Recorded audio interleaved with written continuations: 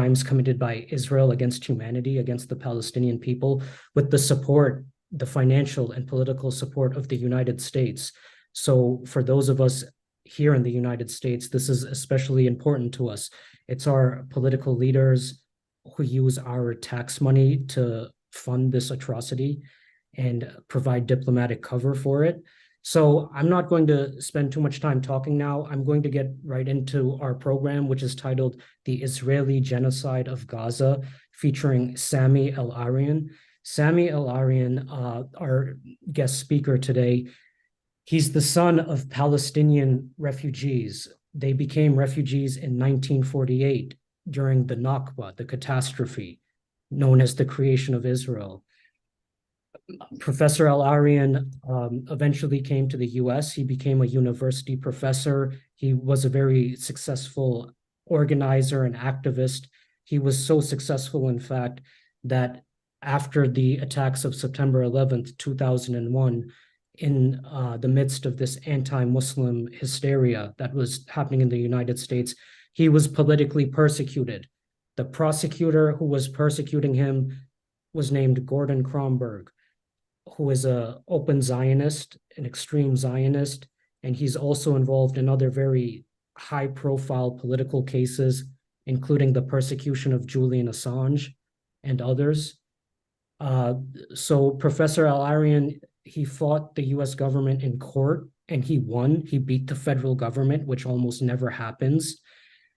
But even still, they kept persecuting him, even though he was innocent, and eventually he agreed to be deported to Turkey because to save his family, the cost and the stress of continuing to fight the US government. If anybody is interested in learning more about this case, there's a documentary about it called The USA versus Al-Arian. It's on Vimeo. And if anybody needs help finding that link, reach out to me. I'll share the link in the chat. So Professor Al-Arian, he's a brilliant geopolitical analyst, and he comes from Palestinian background, which is a perspective which we don't hear much in the United States and in the collective West. So I'm very grateful and honored that Professor Dr. Sami Al-Arian is here with us today. So Professor, welcome, and thank you so much for joining us. Thank you very much, Amar, and thank you, the Community Church of Boston, for inviting me. This is my second talk to you, and I'm very pleased to be with you. Even though these are very difficult circumstances, I can tell you that this is probably the most difficult time, and I've been through a lot in my life. But seeing the carnage, the mayhem, the killing, the atrocities, the brutality, the criminality, what's going on in Gaza is just makes your heart bleed. And I've been through the same situation back in 1982 when Israel was bombing Lebanon on a daily basis for 77 days. And that was my first adult encounter with seeing this live, because I've also been through the 1967 war, even though it was quickly, brief. It wasn't on the front line, there wasn't much to see, but of course I felt it when that took place. And of course, as a Palestinian, I've been living through the Nakba. Nakba means catastrophe. And it was a catastrophe for the Palestinians. Both of my parents were born in Jaffa, Palestine, which is what Tel Aviv used to be the suburb of Jaffa. Today, Jaffa is a suburb of Tel Aviv. And that's where they were expelled. My father at the time was 23. My mother was just 10. And they were both expelled there. They went to Gaza, and then from Gaza, my father went to Kuwait. And then we had to leave Kuwait to Egypt. And then I came to the United States when I was 17, and I stayed there for 40 years. And then I had to leave again and come to Turkey. So it's been a journey. And I can tell you, throughout all these years, I've never felt the brutality of what the Israeli regime means like I'm feeling it today.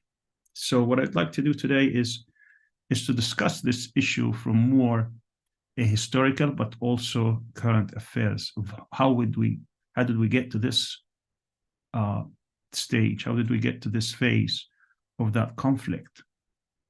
We have to understand that this is not a religious war, despite what some of the Zionists would like us to believe, and some of the Christian Zionists would like us to believe, that this is somehow a clash of religions or a clash of civilizations. It is not. The history of the Jews inside the Islamic world, the Jewish Encyclopedia describes that as the golden age of the Jews.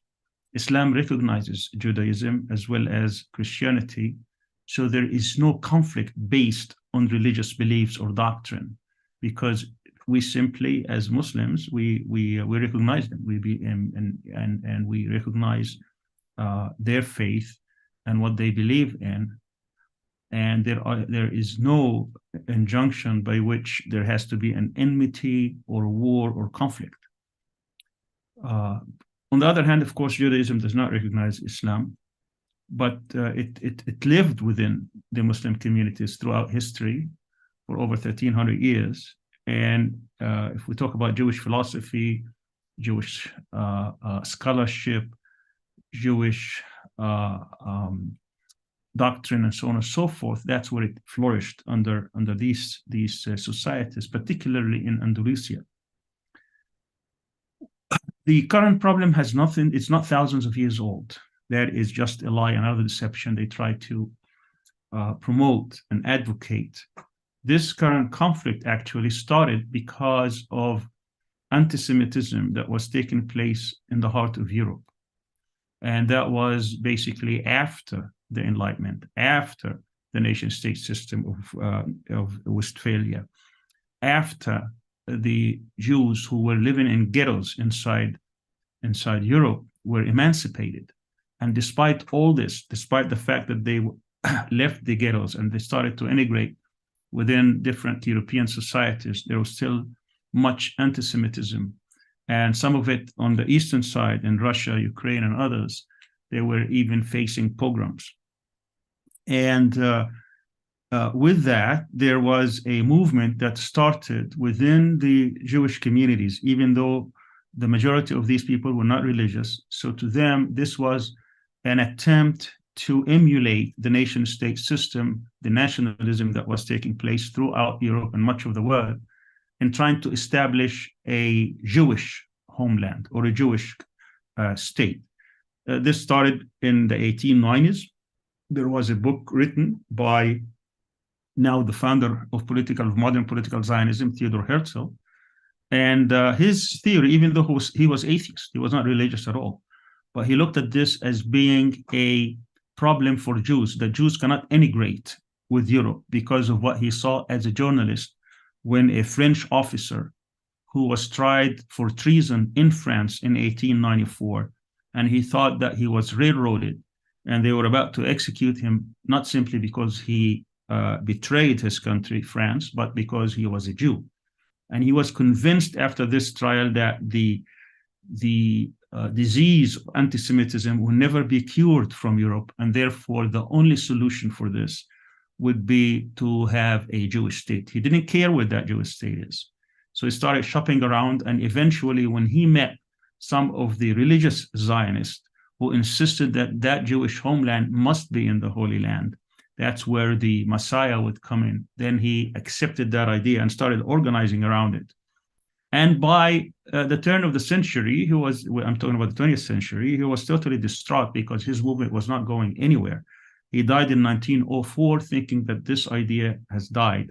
But it was picked up by other Zionists, particularly some of the rich Zionists from England and others.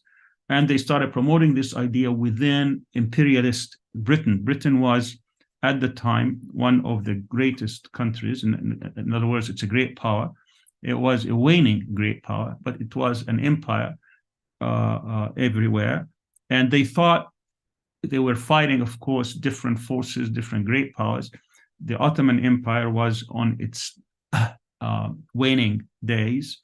And the Ottoman Empire controlled this part as part of its empire, as part of the Islamic world, including Palestine. And that's where my grandfather was born. He was born in 1892 in Palestine. and he was an Ottoman. And certainly he fought also in the First World War as an Ottoman. But at the end of the First World War, the Ottoman Empire was defeated. Palestine was occupied by the British. And during the war, they gave a declaration to one of the probably richest Jew in the world, Rothschild, Baron Rothschild, from England, promising him, and he was an ardent Zionist, that Britain would help to establish a Jewish homeland in Palestine. This was not a land without two people without a land.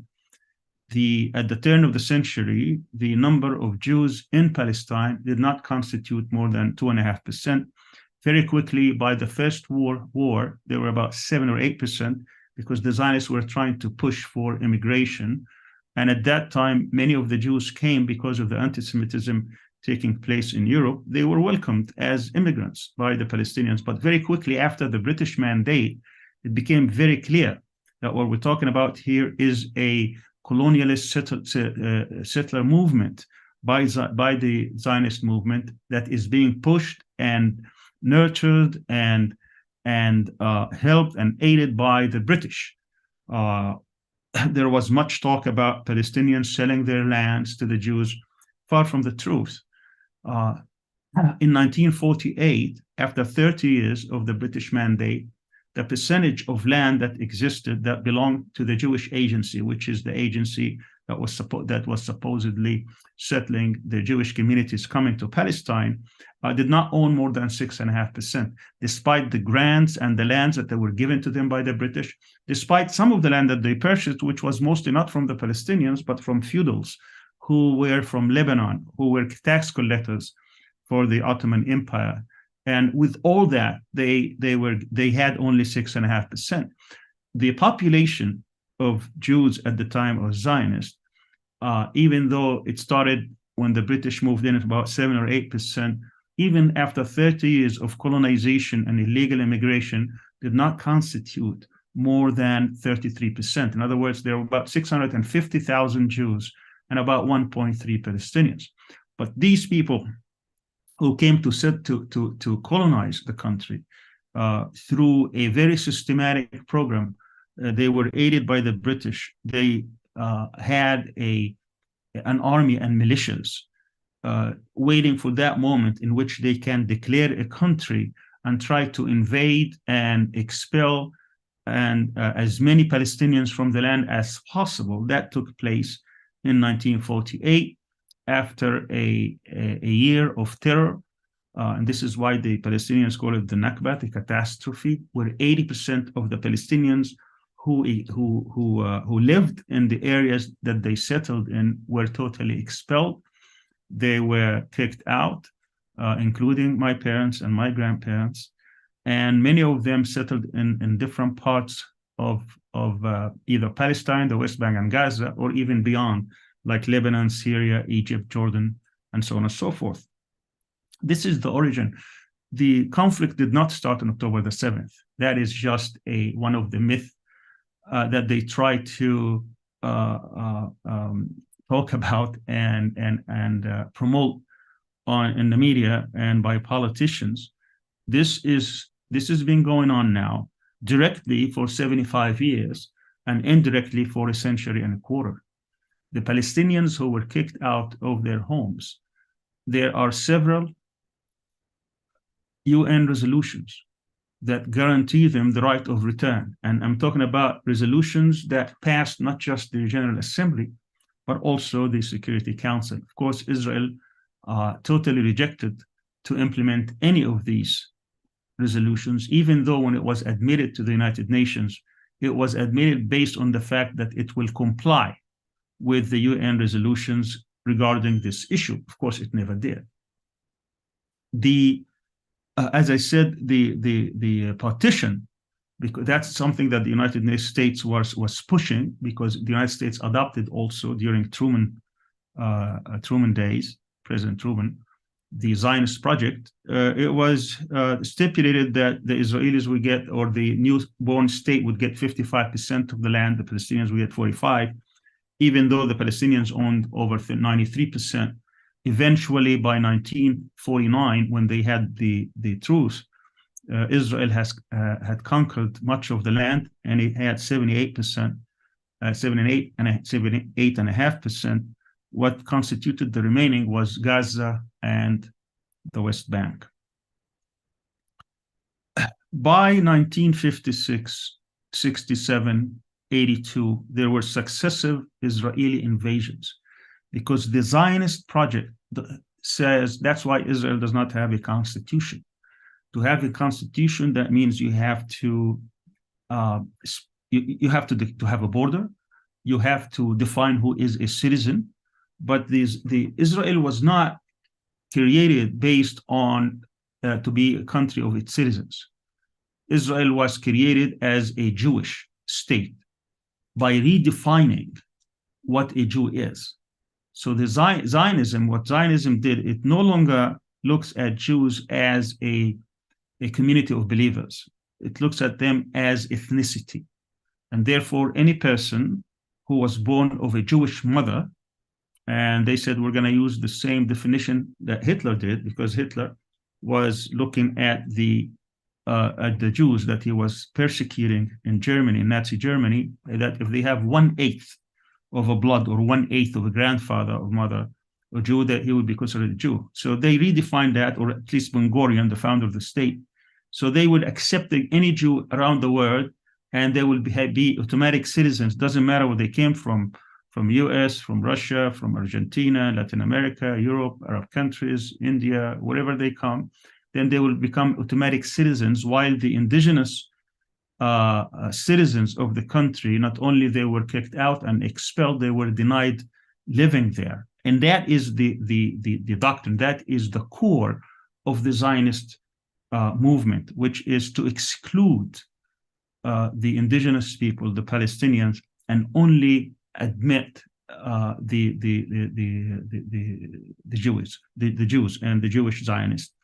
And that continued. So by 1967, as I said, as they were absorbing these Jewish communities coming from different parts of the world, they further invaded the rest of Palestine. That's when they got the West Bank and the Gaza Strip. Gaza Strip, between 48 and 67, was under Egyptian control, and the West Bank was under Jordanian control. They conquered both. They occupied both, in addition to the Sinai, the Egyptian Sinai, and the Golan Heights in Syria. So the Zionist movement is a movement that also depends on continuous expansion, as well as putting facts on the ground, that you have to, they continue expanding. So it's an expansionist movement as well as an exclusionist movement that excludes Arabs, Muslims, and Christians, and only recognizes this. It's also a supremacist ideology, because it only looks or recognizes Jews as the only people deserving of living in that land, and everyone else not. Very similar to white supremacy and how they looked at blacks, or to the apartheid South Africa and how they looked at their Black South Africans. And I can give you example after example after example. For example, when you look today in the West Bank, you will find that the roads only for Jews and settlers.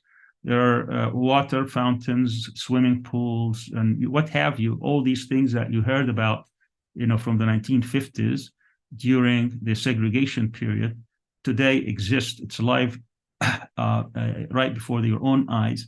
There are roads that no Palestinian can enter.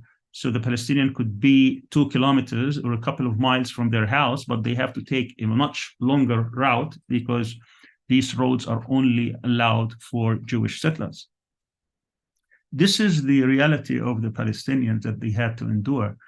This is not only a 75-year ordeal for many Palestinians, it's also direct occupation, because when they occupied the West Bank and the Gaza Strip in 1967, you could see that now you have a third generation that have been born within these conditions. The Palestinians under constant military occupation. No Palestinian can build in many of these areas. they can't cultivate safely. You have settlers basically everywhere. Today, we have hundreds of settlements in the West Bank. The number of settlers increased since 1993 to today, about 30-year period, from about 125,000 settlers today to about 800,000. That includes Jerusalem. So what we have here is a system that has been designed to try to displace the Palestinians day in and day out, and to forbid them from living as normal human beings. They do not have any legal or political rights. So what you have, not only you have a system for Israelis within the 1948 boundaries, but also within the 1967 in the West Bank. What you have here is two legal systems, one for Israeli settlers and one for Palestinians. And the one for Palestinians, they don't have much rights. They are basically excluded in every aspect of what you would call civilian life. The incursions of the settlers and of the army is almost on a daily basis, particularly after the election of the Netanyahu's government. So when you look at the history of this conflict, you will find that the Palestinians tried every form of resistance. They tried armed resistance in the 1970s and 80s. That ended up, of course, with their displacement from Lebanon. They were first in Jordan, then they went to Lebanon, and from Lebanon they went to different countries after what I told you, the summer of 1982, where they were basically massacred, also 17,000 of them, plus the massacre of Sabra and Shatila, two camps in which, after Israel pledged that the fighters could leave, they gave 3 days to the Christian phalangists, in which they killed 3,000 unarmed women, children, and elderly, like we see today. And that happened in September of 1982. And of course, throughout this period, the United States was part and parcel of supporting and aiding Israel. Between 1973 and today, the United States cast 45 vetoes in the Security Council resolution in order to protect, shield, and shield Israel. 45 vetoes. That goes for every single president since 1973. That's Nixon, Ford, Carter, Reagan, Bush 41, Clinton, Bush 43, Obama, Trump, and Biden. Every one of them cast a veto to protect Israel. That's 45 vetoes out of a total of 84 vetoes that the United States cast in the 78-year history of the United Nations Security Council. So you could see that as if it is Israel who has a veto power, not the United States. In addition to that, the United States, if you're going to count the number, the amount of money, the amount of funds that the US gives Israel since 1973, and adjusted for inflation, that would be over $335 billion. That's with a B, $1 billion, by far exceeds any other conflict or any other country. So the United States has been part of that conflict by choice. Not only to protect Israel politically and diplomatically, and not only that, it funds it. And I didn't even count what is called the loan guarantees, in which Israel could come at will, get $10 billion to resettle Jews in the occupied territories at the expense of Palestinians. And then the United States government would guarantee these loans that mostly would go unpaid, where the US government would come back and pay it for them. Does not even include the billions of dollars that they will give to Israel bonds. These are people who are supporters of Israel within the country, that they get tax-free or tax deduction on these billions of dollars they extend to Israel. So you could see Israel is a construct of the US empire, in which it is created not only because of political pressure of powerful lobbies and powerful entities within the United States, but also it is serving American imperial interest, but making sure that this region would always fall under US control and hegemony. And I will speak about that in a minute. Also, if you look at the amount of weapons that Israel gets from the US, every single bomb, missile, plane that you saw raining on Palestinians in the past couple of months, every one of them is American-made. It's American-made, American-supplied. So this is not a coincidence that the U.S. is a partner in the war crimes that are taking place today. We have today about at least 22,000 people who have been killed, 16,000 accounted for, including 6,000 children. There are about 8,000 that are under the rubble. So it could be as much as 24,000 and still going on, it hasn't stopped. We have about close to 40,000 injured people. There's absolutely no military reason for this. It is just the revenge, and it is the attempt by the Israelis to restore back their deterrence, because what happened on October the 7th, as I said, was a payback, was an attempt by the resistance movement to compel the Israelis to stop what they were doing. And let me give you the 5 reasons why that happened. First of all, as I said, since the election of the last government, it started in January, they thought that they are in a perfect time to end the conflict. This is the most extremist, right-wing, fascist government in the history of the state. The people who comprise this government have said so many things that many people, if they hear it, they would immediately conclude that you are living in a fascist Nazi type government. They called for the Palestinians to accept one of 3 conditions. One is to recognize that this is a Jewish state, a sovereign Jewish state, where they will have no rights. They can live there at the behest and at the pleasure of the Jewish government, and they cannot have any say whatsoever in how this state is governed and who gets what. And if they do not subject themselves to this fact that they have been defeated and this is a Jewish state that they have to accept it, then they can be given compensation and they could leave. And if they refuse both options, the only option left to them is death. That is said in black and white, not once, not twice, but every day it was said and repeated.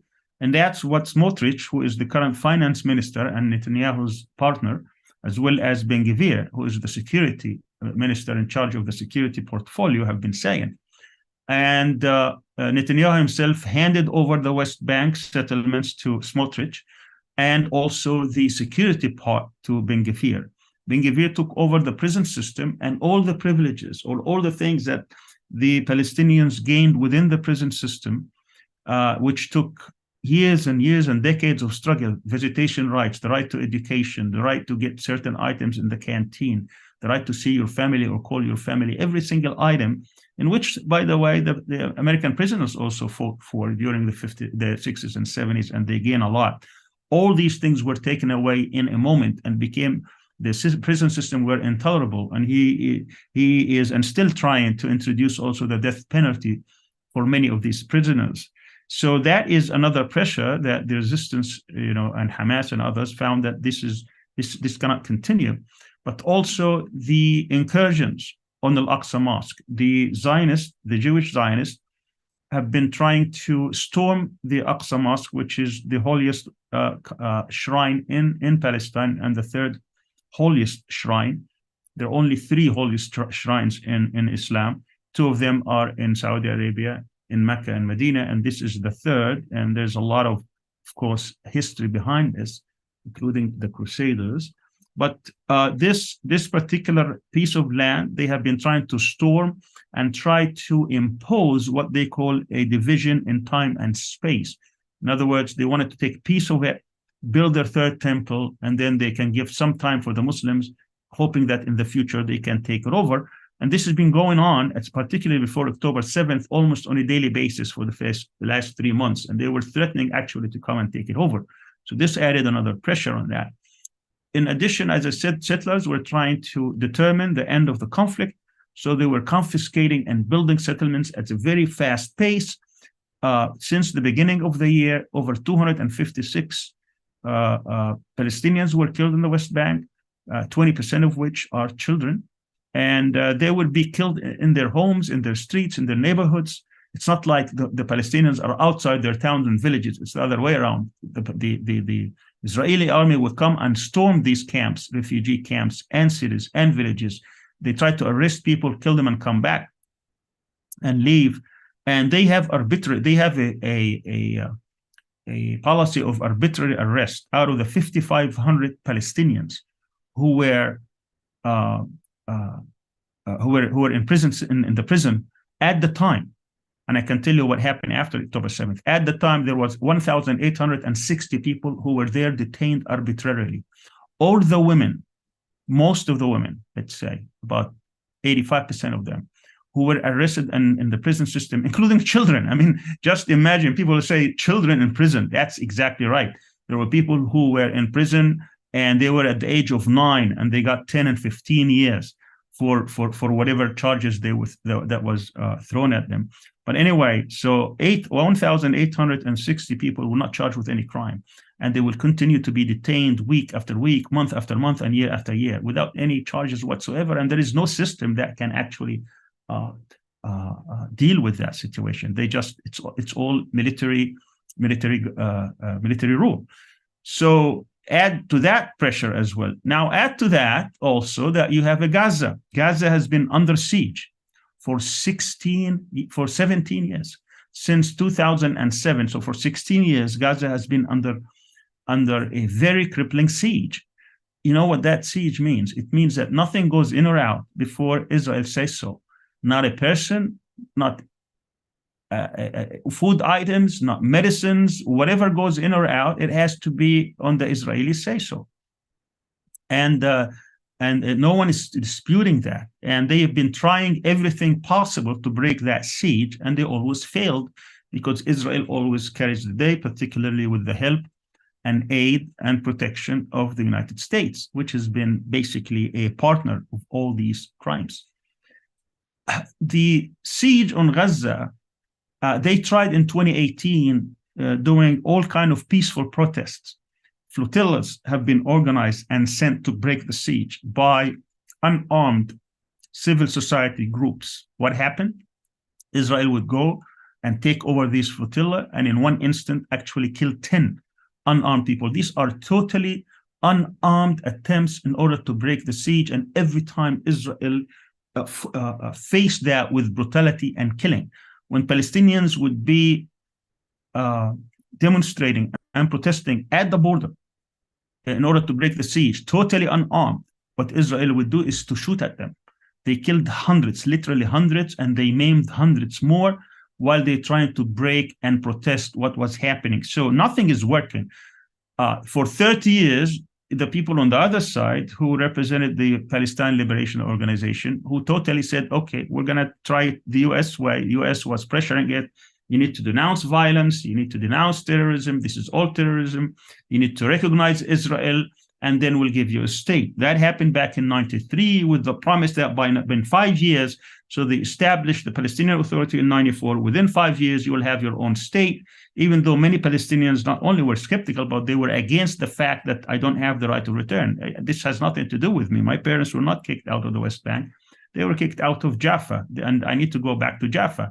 I need to honor that pledge. This is my hometown. This is my country. But even the Palestinian Authority did that. The Israelis have no intention whatsoever to honor any of that. Actually, when they recognized the PLO, they didn't recognize any Palestinian right. The Palestinians recognized Israel on 78%, but what they said, we'll recognize the PLO, that will be our negotiating partner. And then, of course, with the imbalance of power, they never had a chance. And the United States was never an honest broker. It was always a dishonest broker, always sided with Israel, trying to push the Palestinians to accept something that would never be accepted.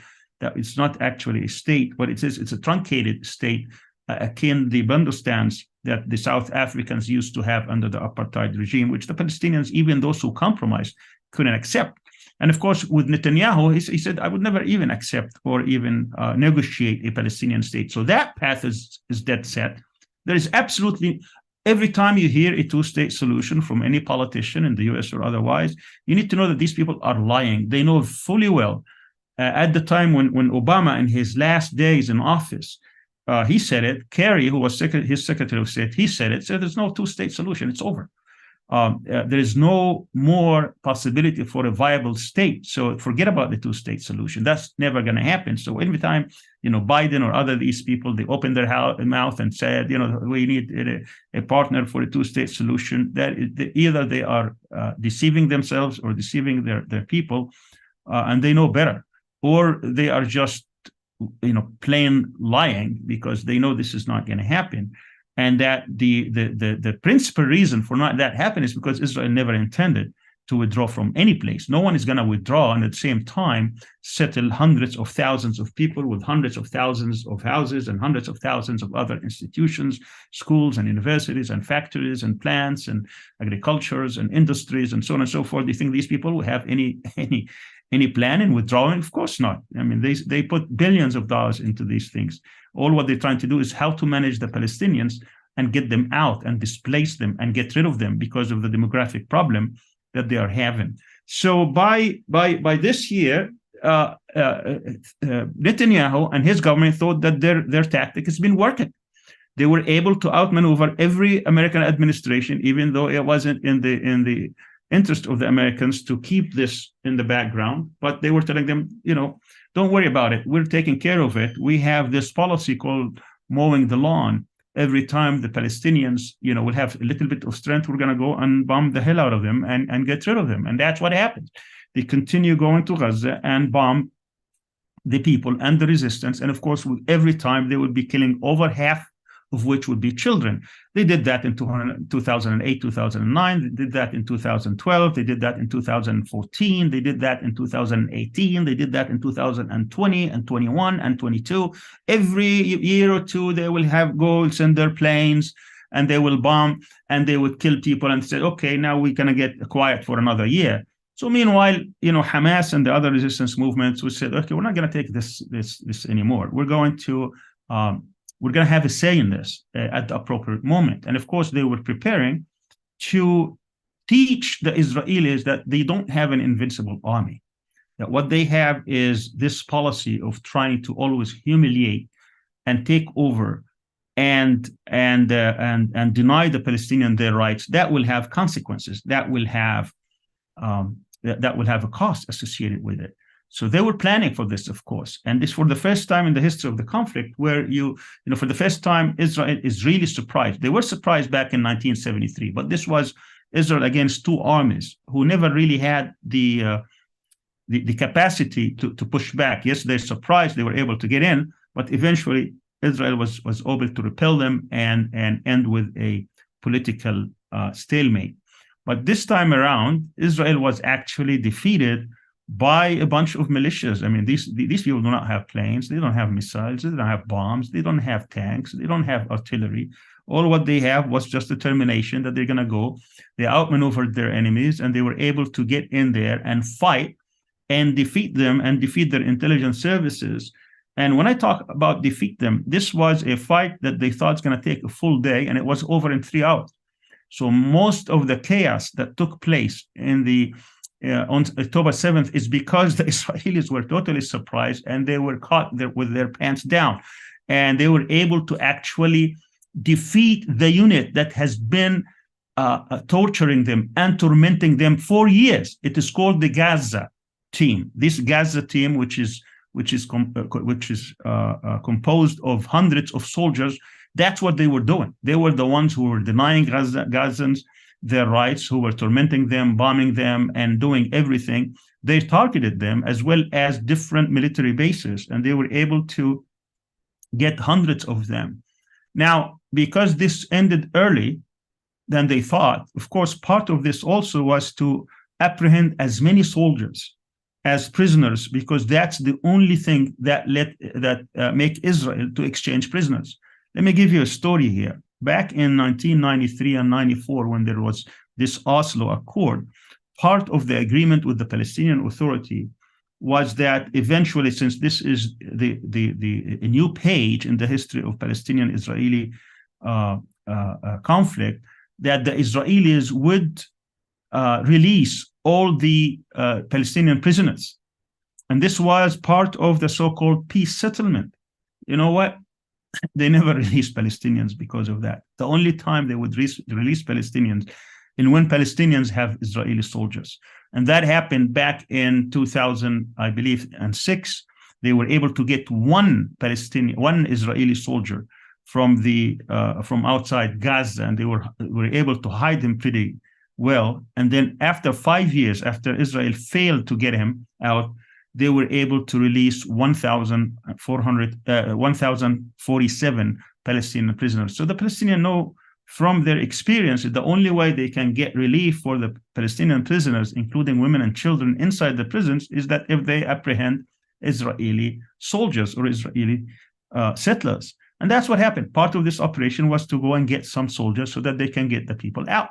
And I said, there are thousands of people. And by the way, since October 7th, I told you before that there were 5,500. Today, it's over 8,000.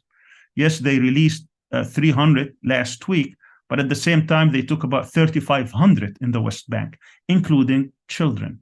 And we talk about people that they killed from the beginning of the year to October 6th, even in the West Bank. Well, there's no Hamas. I mean, you cannot claim Hamas in the West Bank. And yet, hundreds of people were killed. About 400 people were killed since October 7th in the West Bank alone. So no one can claim Hamas. And do you think, and they thought Hamas, this is because of Hamas, they're trying to hide Hamas. Back in the 48 or in the aftermath of 1967, in 1970, I found a headline in one of the newspapers, Jordanian newspapers, in which Israel was trying to displace. They were bombing also Gaza and trying to displace them and move them towards Egypt. That happened before even Hamas was created, 17 years before Hamas was created. So this is a policy that has been pushed by every successive Israeli government as much as they could, how they can dispossess the Palestinians and how can they displace as many of the Palestinians, because the Zionist project calls for a country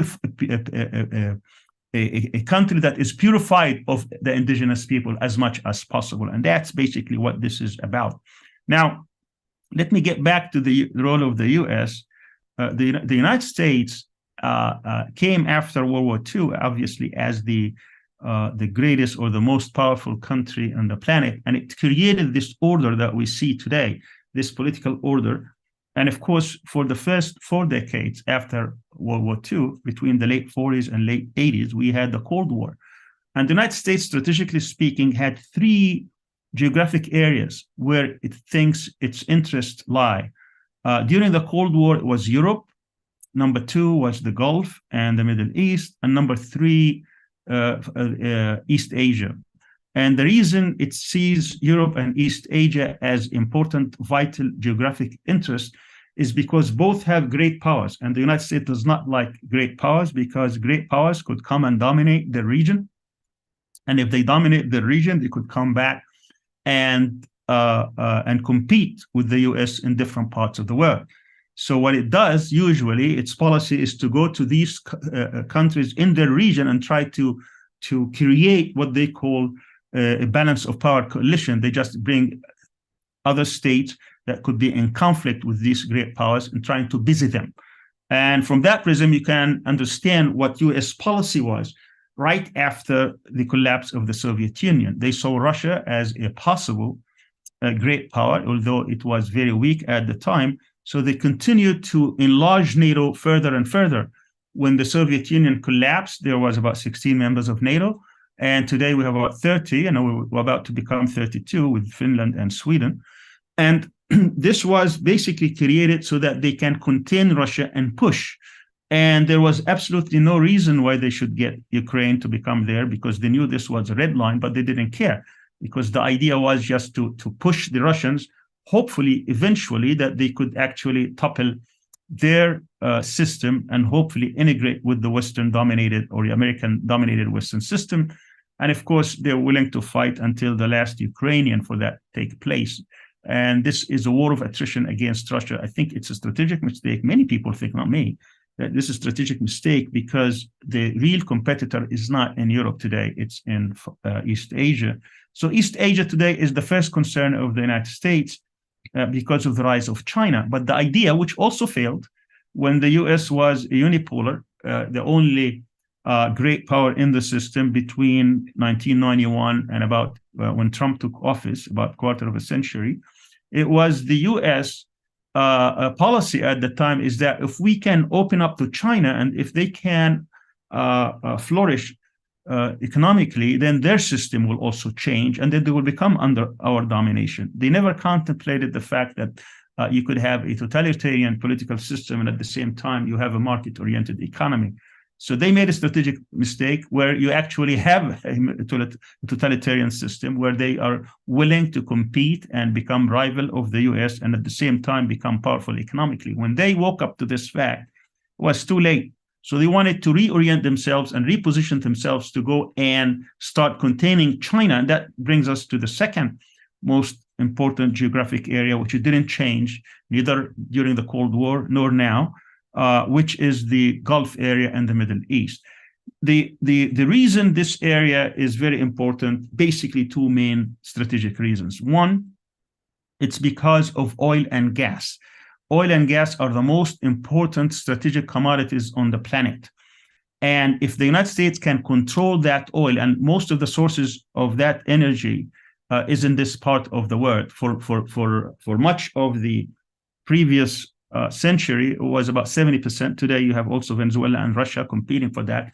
But still, significant amount of oil exists in that part, and particularly in parts which have very little populations, you know, Saudi Arabia, Kuwait, Qatar, Oman, United Arab Emirates, and then a little bit in Iraq, and of course in Iran. These are the major producing oil countries.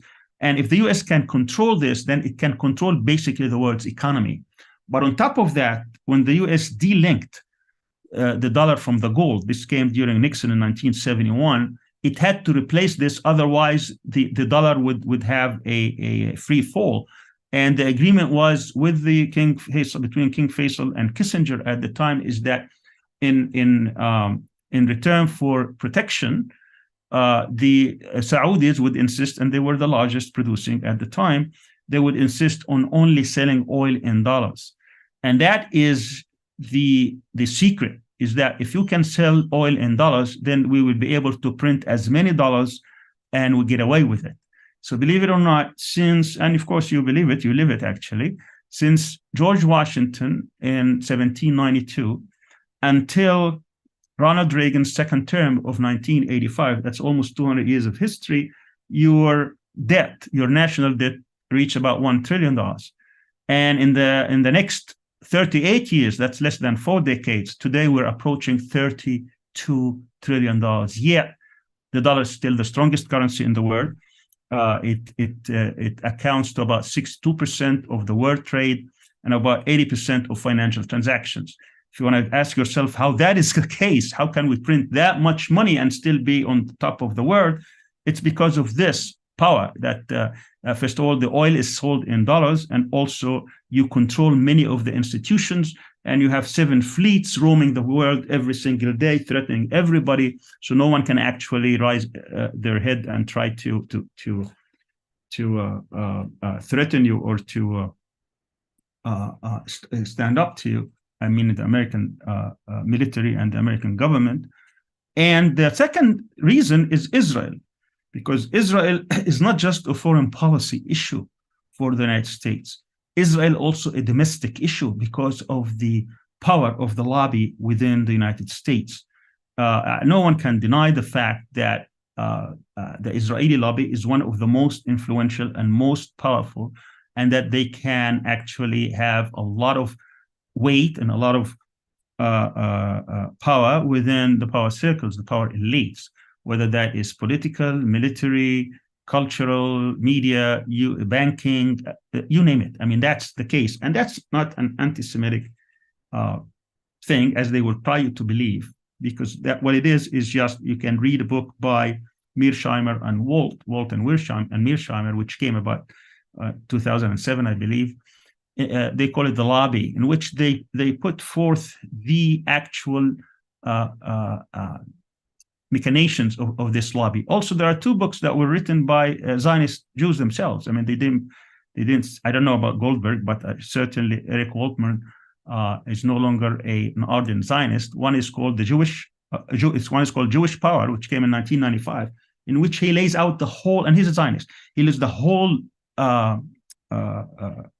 process of how Jews became very powerful, and of course they're proud of it, and how they manipulate the system. And that's the point. This is not about Jews. This is about Zionist manipulation of the system and society.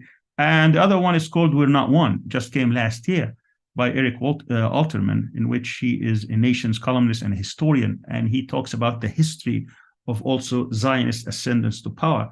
So all these things no one can deny. So Israel is no longer just a foreign policy issue where the United States is using Israel as a club to hit the head of those who would, I wouldn't call it threaten it, but stand up to its excesses as an imperialist power. But it's also the one that also have a lot of weight, domestically speaking, in terms of the lobby, politically and economically and media and so on and so forth. So what the United States wanted to do was to, after the failure of US policies in the Middle East, see, when you are a unipolar in the system, you are the only power in the system, you can try things and get away with them when they fail. So when the US was, during that quarter of century, the only power in the system, they wanted to come to the Middle East, to the Islamic world, to the Arab world, and start social engineering, try to make these people more, quote unquote, civilized, more Western, to get rid of their fanaticism and so on and so forth. And of course, that failed miserably in Afghanistan and even more so in Iraq.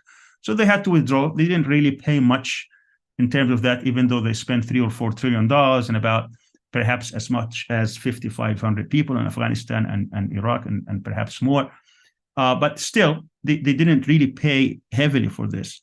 So when China came around, and now they need to contain it, so they need to leave this area and try to concentrate, focus more on China. So to do that, they needed to bring their proxies to take over the area here in order to protect American interests. And to do that, they wanted to integrate Israel into their allies. So that's why you saw during Trump what is called the Abraham Accords. These are Arab regimes which are not elected by anybody. They are basically fiefdoms, some families who ruling basically big oil states, but also they are ruthless leaders who have very tight relationship with the US, and in exchange for protection, they are allowed to do whatever they want within their own countries. And of course, they started what they call the Abraham Accords. So they signed treaties, normalization treaties, even though the Arabs came back in 2002 under an initiative called the Arab Peace Initiative, in which they said, okay, we're willing to recognize Israel. If Israel is willing to withdraw from the 1967 areas, then we'll recognize it. It would be integrated in our system. Everybody would be happy. The Palestinians would have a state, so on and so forth. Israel said, no, thank you. We're not interested in any of that. We're going to take the whole land. Who cares about your recognition? So nothing happened out of this. So the Arabs, Netanyahu kept saying that, don't worry about it. They will come around. We are their gate to the White House. They cannot do anything without getting to us first. And he gambled on that, and he thought he won. So he got his normalization deals through Trump with the United Arab Emirates, with Bahrain, with Morocco, and he was working on other countries like Sudan and Mauritania and Oman and so on and so forth. But the jewel of the crown would have been Saudi Arabia because of the symbolism. Saudi Arabia is the seat where seat of the two most important cities in Islam are, Mecca and Medina, and of course because of its enormous wealth and prestige within the Muslim countries. So I said, I can totally sidestep the Palestinian issue. I don't even have to give the Palestinians anything. All what I have to do is to have this normalization deal with Saudi Arabia, and then the United States, you can reposition yourself and concentrate on China. Leave me, Israel, and my allies, our new allies, to take over of this area. And those who are giving you trouble, like Iran and some of these resistance movements, some of these extremist movements in Lebanon and Palestine and Iraq and Syria and Yemen, we'll take care of them.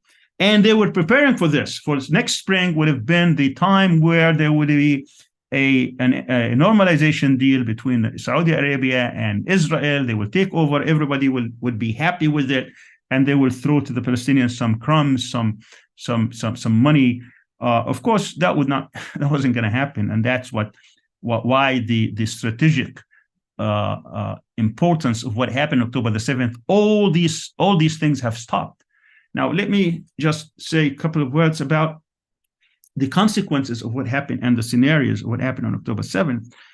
First of all, as I said, the resistance did everything possible to get any kind of resolution, lifting the siege, starting the incursions, trying to reason with them on Jerusalem. And none of that, no one was listening. Certainly not the United States. No one really cared. The prisoners, no one really cared. And what you see today is a complete double standard. Now, we've heard so much accusations about what actually happened on October the 7th. And I don't have the time actually to go over lie after lie after lie, particularly when it kept being repeated, not only by the President of the United States and his lieutenants, but also throughout the media. There were no rapes on that day. These are all lies. There were no beheading of babies. These were all lies. No one was targeted because he was a Jew. That is a lie. The fact of the matter is, many of the Israelis, the civilians who were killed, they were killed by their own army, because what happened during the chaos, once the headquarters of the air base that was controlling the whole region collapsed, and they gave up. They couldn't communicate with each other. So the other units were called in, and they started shooting not only at resistance fighters, but also they started shooting at their own citizens. That's why many of these people, they were burned without recognition. Do you think the Palestinians had the weapons or the ability to shoot at them and burn them? Of course not. These were Hellfire missiles coming from helicopter gunships. And that's why that number came from 1,400 to 1,200, because they recognized after the fact, weeks after the fact, that 200 of the dead people were Hamas. So are you telling me now that Hamas actually burned themselves? I mean, does that make any sense to anybody? So many of these civilians actually were killed by the Israeli army themselves in the midst of this great chaos, including, of course, many of these people were at the festival, so-called festival. And of course, many reports came that detailed this, including Israeli newspapers. So unfortunately, what you have here is a propaganda machine within the United States in order to let people be lulled and accept that a genocide is being taken place. Now, let me tell you that this is a very methodical genocide. Some people object to the fact this is not genocide. I don't know what genocide is if you don't go there and target. And this came actually in an Israeli magazine and website. It's called Plus 972. It's in English. You can read it.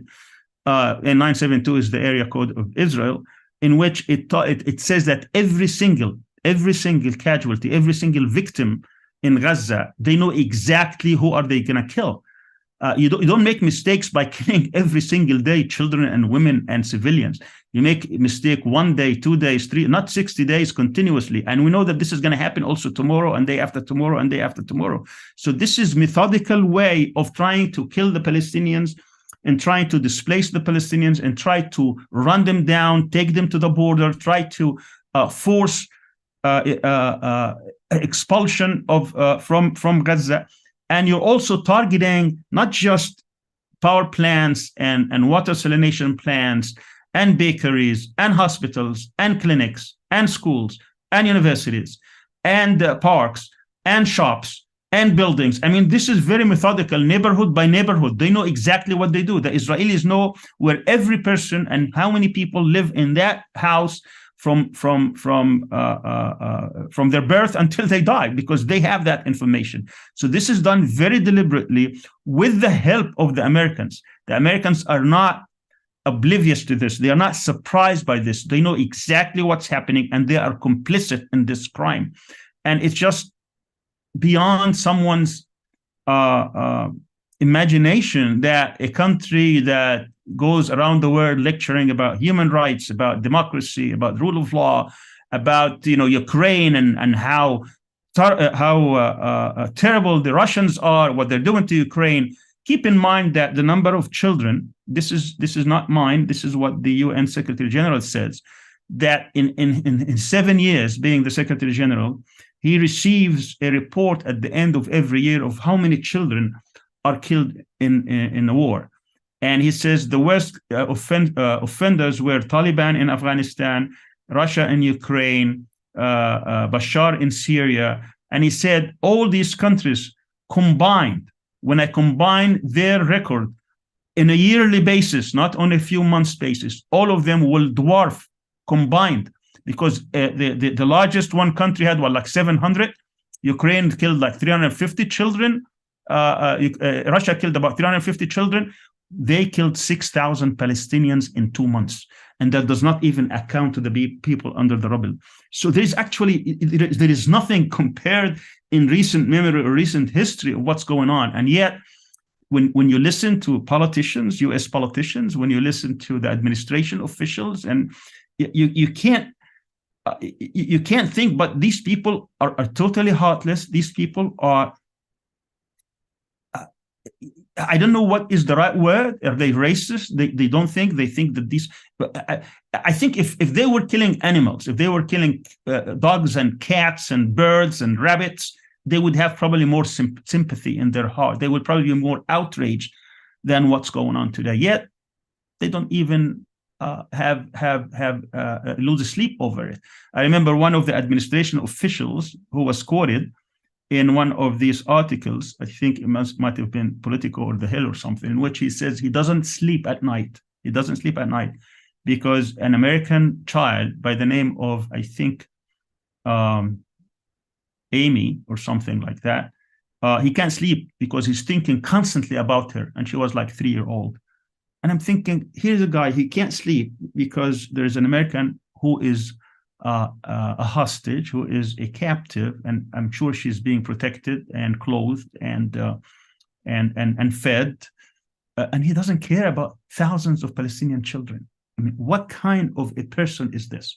So he's looking, you could see that he's looking at this as not human beings. You know, he's like looking at cockroaches and a human being. This, he can't have, he does not have a sleep, he can't sleep over thinking about someone, what happened to her. And of course she was released totally safely, and he has no problem killing Palestinians every single day. So that's the situation you have today. It's not double standard. I mean, double standard, you can say, about, applying double standard here and there, but this is deliberate war crimes that the US has been involved in. It's a deliberate genocide that's taking place when you deny people, not just under bombardment, you provide them with all the weapons at your disposal, even weapons that you deny your closest allies. But you deny them food, and deny them water, and deny them medical supplies, and deny them medical equipment, and deny them fuel, and deny them electricity, and you deny them internet. I mean, what else? I don't know what genocide is. If this is not genocide, I don't know if that word would have any meaning, actually, because it would be devoid of any meaning if it is not applied in this situation. And yet you look at all this, and you see the resilience of the Palestinian people. I mean, this is just amazing that they were trying to pressure the Palestinians so much that they will give up, their fight, that they will give up and say, okay, here's the white flag, what you can do. No, they're willing to actually sacrifice, not that because they love death, but because they love the principle.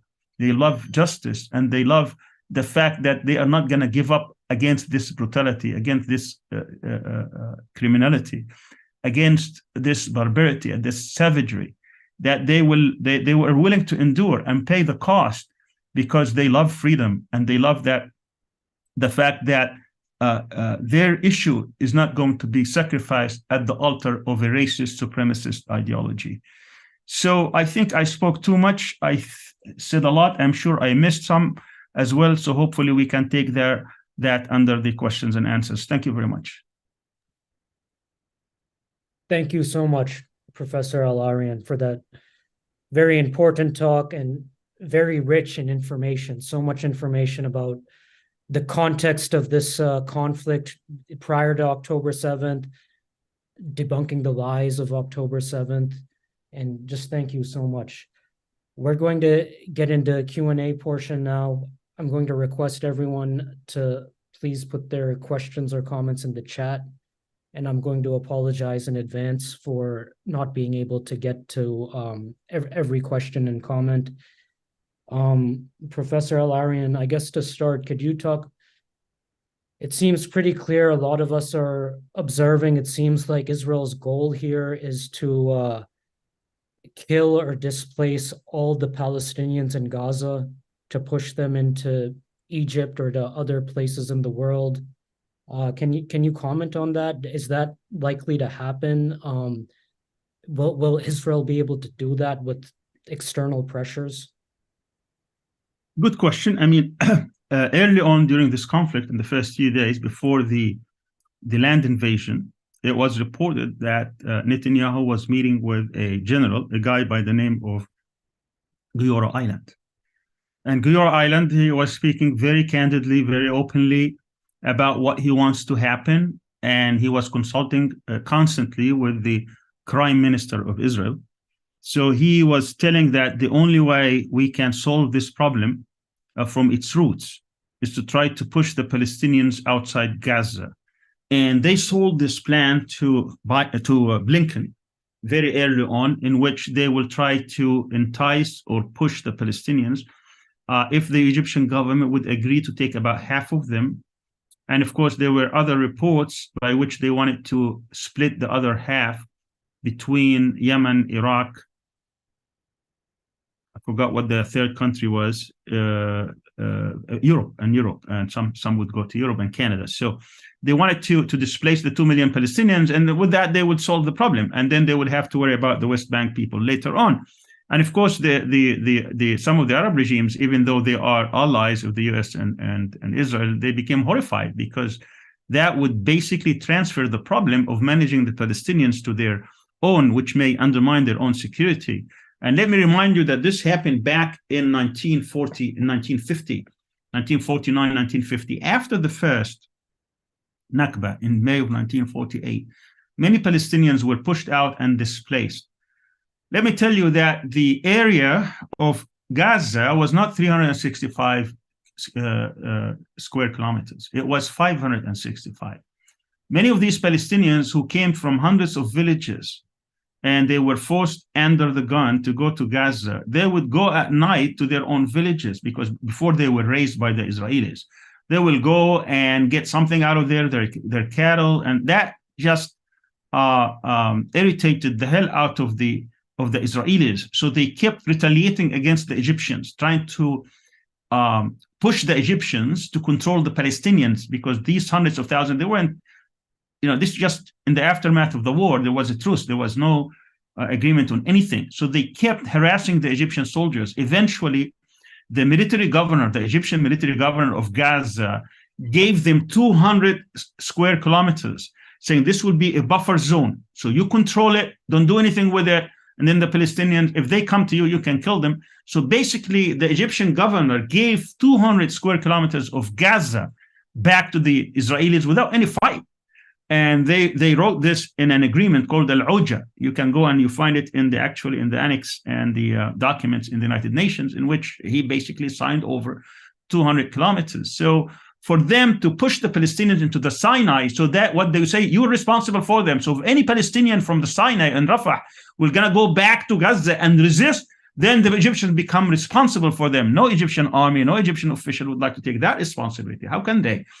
They can't even, they can hardly control their own population. They think they'll be able to control another 1 million Palestinians on the border with Israel, and they're not going to do anything about it? Of course not. So that's one reason why it was defeated. And of course, everybody's saying that, we're not going to take the responsibility. So very quickly, the Americans knew that this is, dead on arrival. This is not going to fly anywhere. Yet the Israelis are still trying to entice this.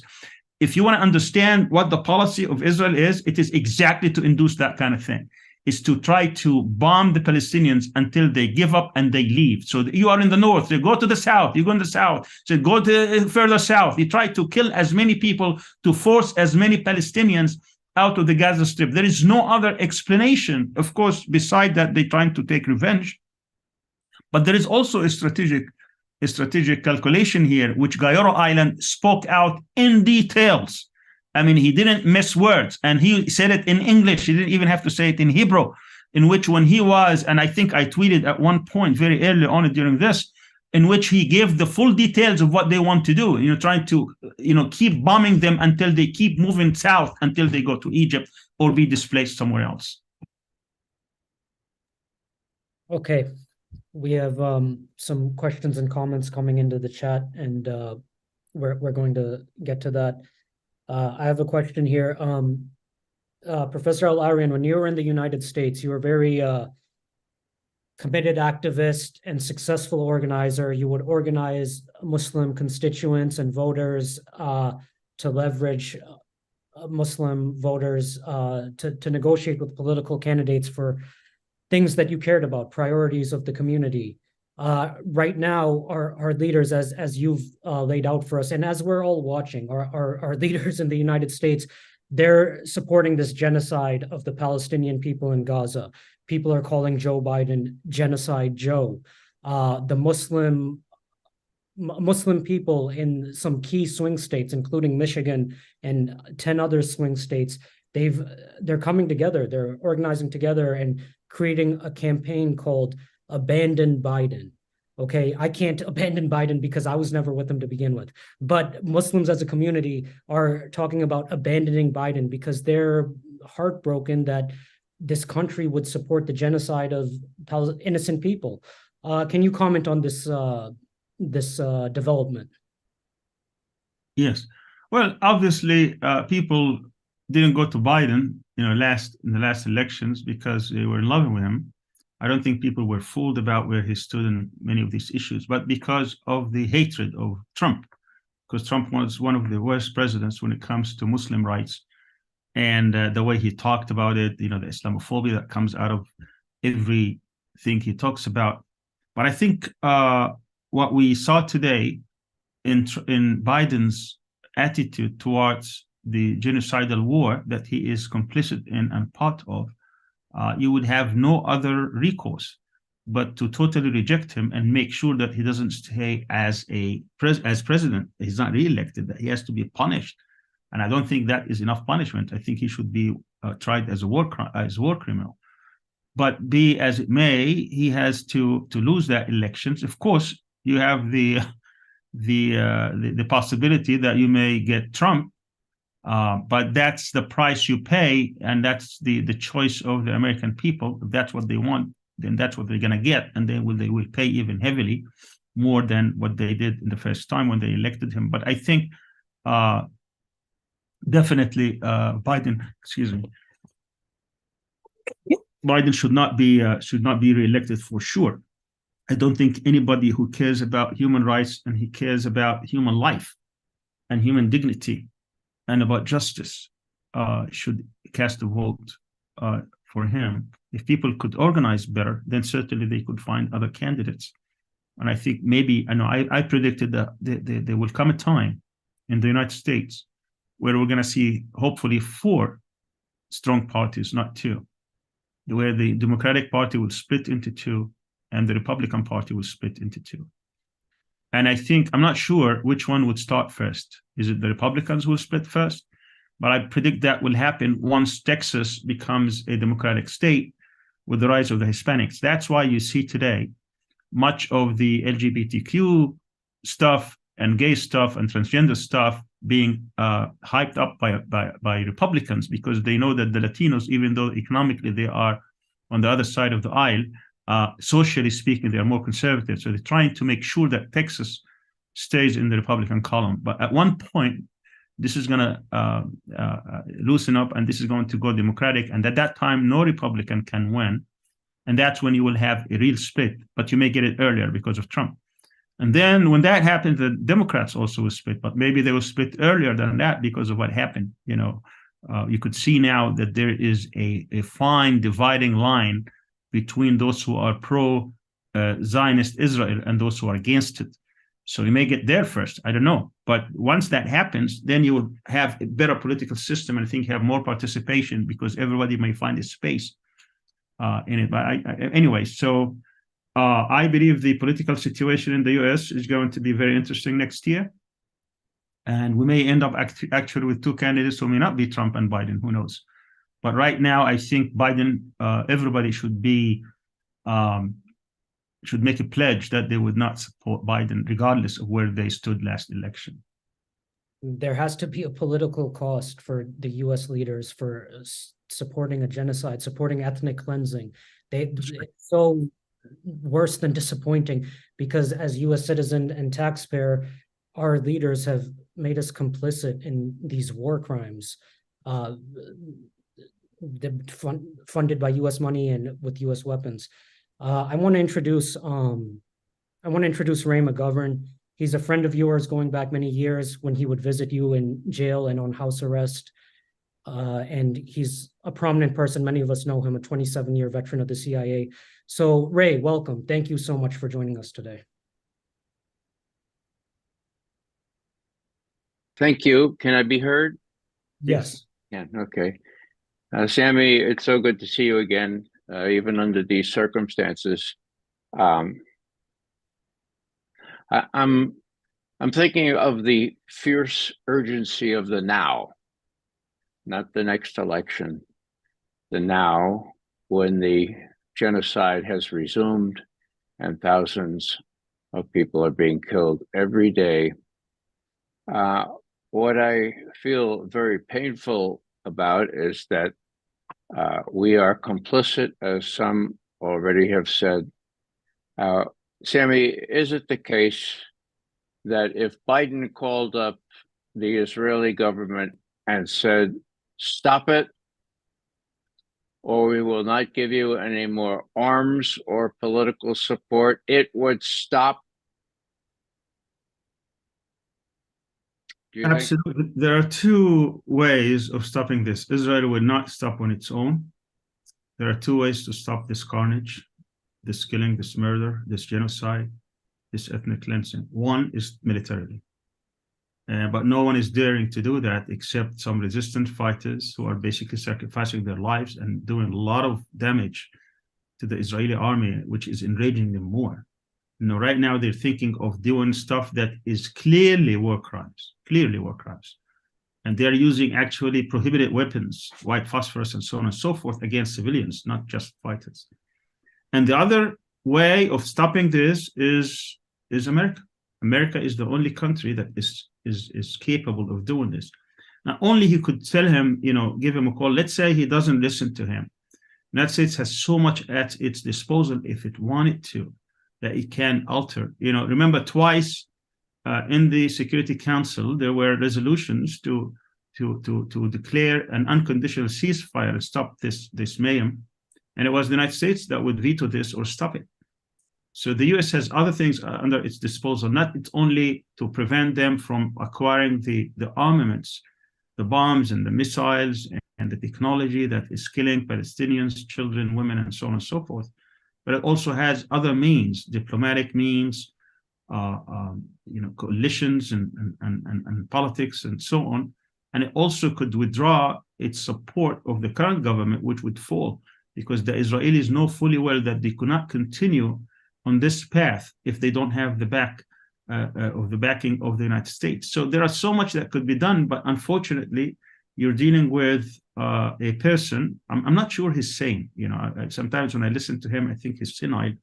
But assuming he's sane and that he knows what he's doing, certainly he has the very bad advisors. You know, one of the guys who are the architect of this, most of you probably have never heard of. His name is Brett McGurk. Yes, McGurk, yes. So this person is so Zionist and so vile and so bad, and he doesn't really care about Arabs and Palestinians. He is advising them. So he's a person that 99.9999% of America has never heard of. He's actually calling the policies. He's actually coordinating what's going on. He's actually going there and threatening countries in the region, telling them, don't do this, don't do that, and using policies and the power and the prestige of the United States and trying to make sure that Palestinians will get killed with no help whatsoever. Same with Blinken. I mean, this guy really doesn't care. He's a totally racist guy. So it's not just Biden, it's just also all the people around him who, God knows what kind of information they feed him. I'm assuming, you know, he gets all the information, but I'm not sure. But at the same time, we need to raise our voice as American people, whether you like it or not. You are people looking now at Americans as being the culprits. I mean, they don't distinguish, unfortunately, between those who are carrying policies and those who are opposing policies. Yes, social media made a lot of Americans aware of what's going on, and a lot of people also aware that there is a significant amount of people in the country demonstrating, crying out, doing all kinds of things, talking.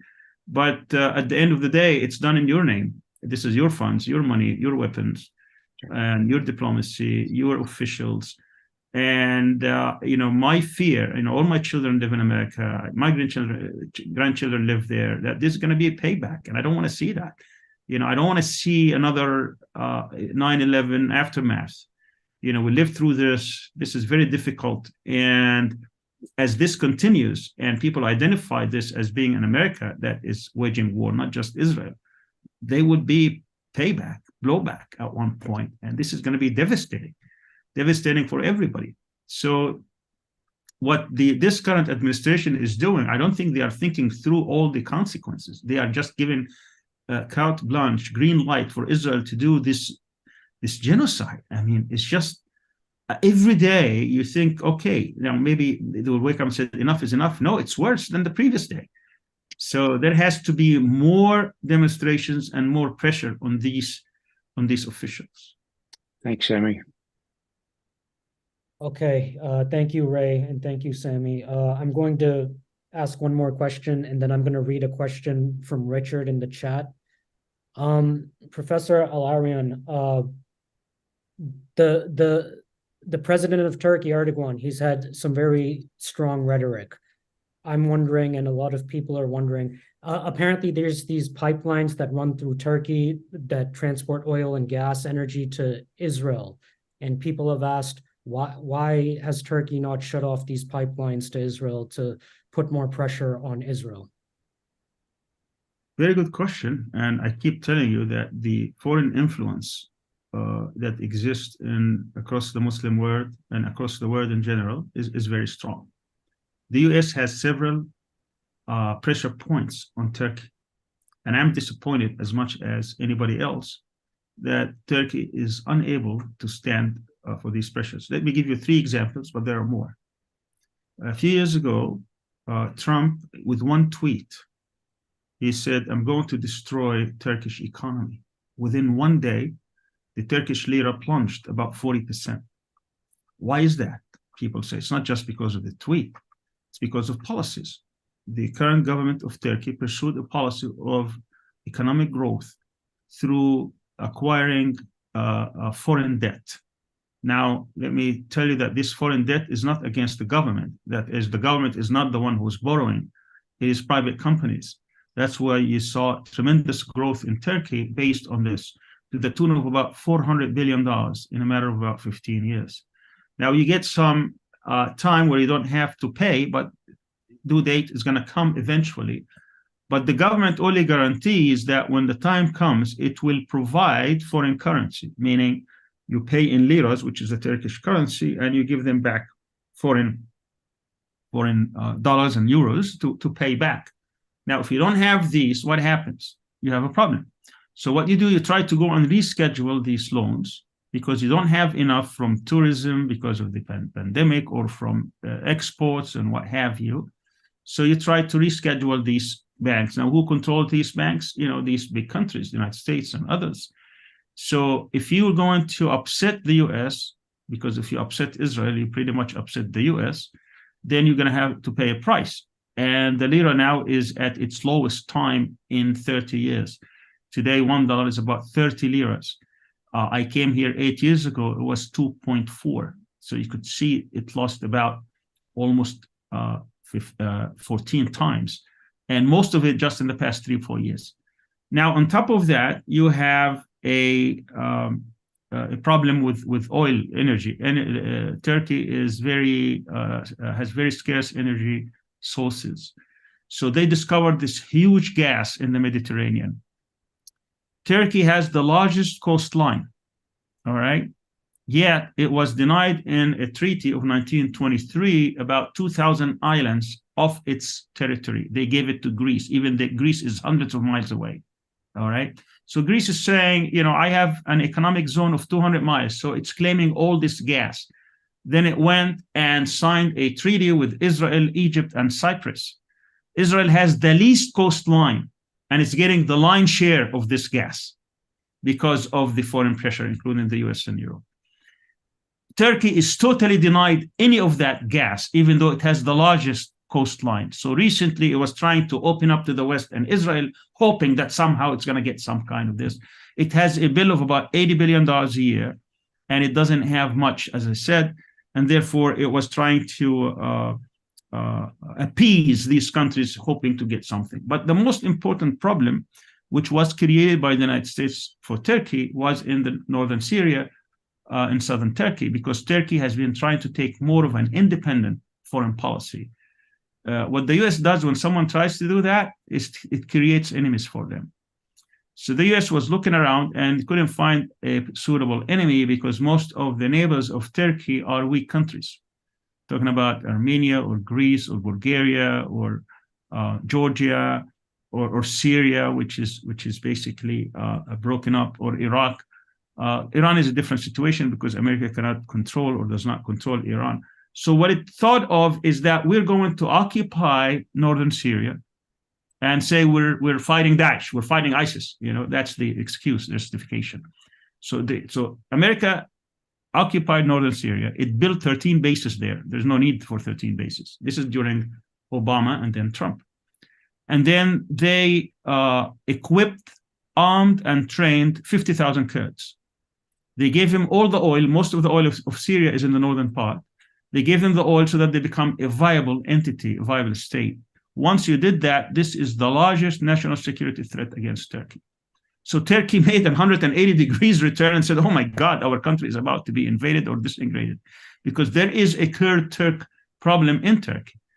Southeast Turkey is full of Kurds. There is an insurgency called PKK, which is basically ruling northern Syria today under the auspices of the Americans. So the Americans created this threat for Turkey and could at any moment unleash it on Turkey and start a civil war. Now, what happened is that Trump didn't like what Turkey was doing during the Khashoggi matter, which was in 2018. Remember when they killed Khashoggi here? And of course, Trump wanted this to go away. So he was discussing with Erdogan. He's saying, why don't you stop this? Enough is enough. He's my friend. I wanted to stop it. You're going to the United Nations. I'm not going to allow this. Then Erdogan turns and says, okay, why don't you do something about northern Syria? This is a problem for us. So they traded that Trump, and of course, Trump doesn't care about U.S. foreign policy or the imperialist thing, which is the Pentagon was designing this. They were pushing for this. They spent $5 billion of your own tax money in trying to equip these 50,000 people, sending them, give them tanks and heavy machinery and training and everything. And he said, okay, I'm going to withdraw from northern Syria. You let, bin Salman, MBS out. Of course, in the mind of Trump, this transaction, he's going to get $1 billion from this guy. Indeed, his son-in-law got $2 billion later. All right. So what happens then? You have Secretary of Defense, Jim Mattis, resigning over this. Everybody in America, what? Are you resigning over what? Why is this significant? Because Trump did it without consulting anybody. He wanted to get his $1 billion from MBS. He didn't care about U.S. foreign policy. He didn't care about this imperialist design. And of course, the Pentagon saw this whole plan is about to collapse. And of course, this was transactional. But the point I'm trying to make is that it's so significant for Turkey, and it still is. United States never really withdrew. Whatever Trump did, he lied. They just consolidated. They have now 3 bases, not 13. They still control the oil. They still control these people, and they still this army in the south of Turkey is still a threat to Turkey. So they could also unleash this against Turkey. So when Turkey looks at, they want to do something, but they're not willing to have I'm just explaining, not justifying, their economy to collapse, their national security to collapse, their security, their energy sector to collapse with all the problems that exist today. That's why it's impotent. And that is true for every other country in the region. They are all controlled, either because they are willingly being controlled or because they are so weak. The US has so much leverage over them. The US is a culprit in big way of what's going on today, the genocide that we see today, not just because of its direct help to Israel, but of what it's doing across the region to make sure that no one is going to help the Palestinians. Thank you, Professor. Okay, so I have some more questions here, and we have some questions in the chat. So I'm going to read a question from the chat. I'll ask some more questions, and then we'll get ready to begin wrapping up the program. And just quickly, I want to, again, thank everyone so much for being here today, giving us your time and your attention for this important issue. And we're getting a pretty big response on YouTube. A lot of people are watching on YouTube. So in a second, I'll share the link in the chat, and please share this video with your friends and family and help us get this information out there. We have a question in the chat from Richard. Richard, thank you for this question. So Professor, I'm going to read this to you. Richard writes, Professor Al-Arian, can you address the Misgav plan that 972 has reported on, which describes exactly what is happening? Are you familiar with this? I read so much reports. Which one is he referring to exactly? Is that the one about how to expel the Palestinians? Yeah. Well, I mean, as I said, I mean, this plan was written years ago, that when there is a strategic opportunity in which they can, under the guise of doing certain military actions, they try to push the Palestinians outside Gaza. And why that is? Because Israel was always faced with three options. The first option, because they had three things to choose from: either being a Jewish state, or a democratic state, or an apartheid state. They had to choose two out of the three. If they choose to be Jewish and democracy, they would have to cede land for the Palestinians and let the majority of the Palestinians live on this ceded land, so that they will not be part of a population in which Jews are not a majority. That was called the two-state solution. They rejected that. So now they have the option of being a democracy and the land, in which case they have Jews and non-Jews. In that case, then they would have to give non-Jews the same political and legal rights as the Jews, but that would kill the Zionist plan of having an exclusive state for the Jews. So they rejected that. That's the one-state solution. So what they wanted to do is to call themselves democracy, call themselves a Jewish state, and maintain the whole land.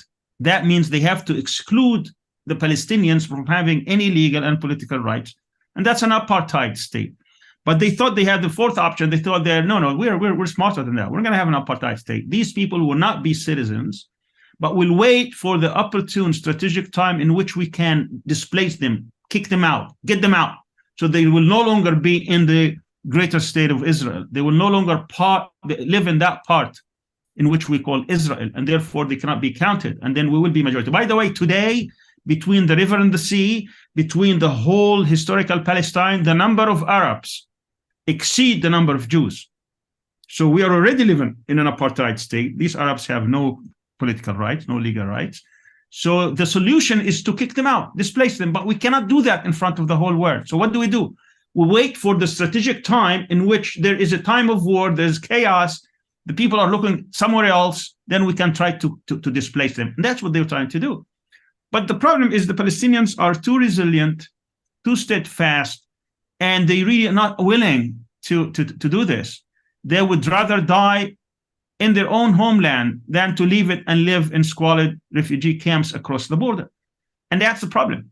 They don't know how to deal with this. And it's a problem. By the way, if they're successful, if they were to be successful in Gaza, the West Bank is not going to be far behind. The Israelis will create some other conditions, try to push the West Bankers into Jordan, because that would solve their problem forever. Now we have no problem demographic, then we can call ourselves Jewish democratic state without having to be labeled as an apartheid state.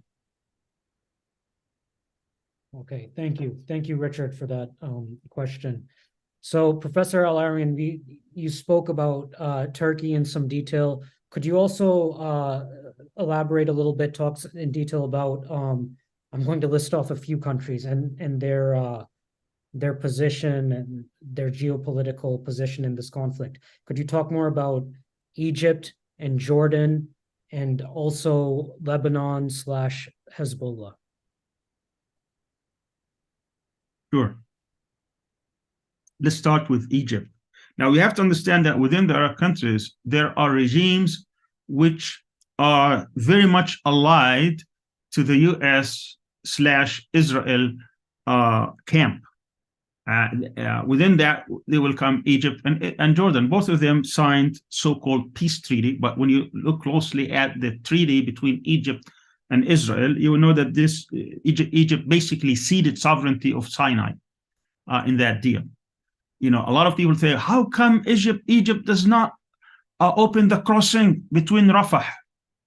Because Egypt is embarrassed to say that it does not have a border with Palestine.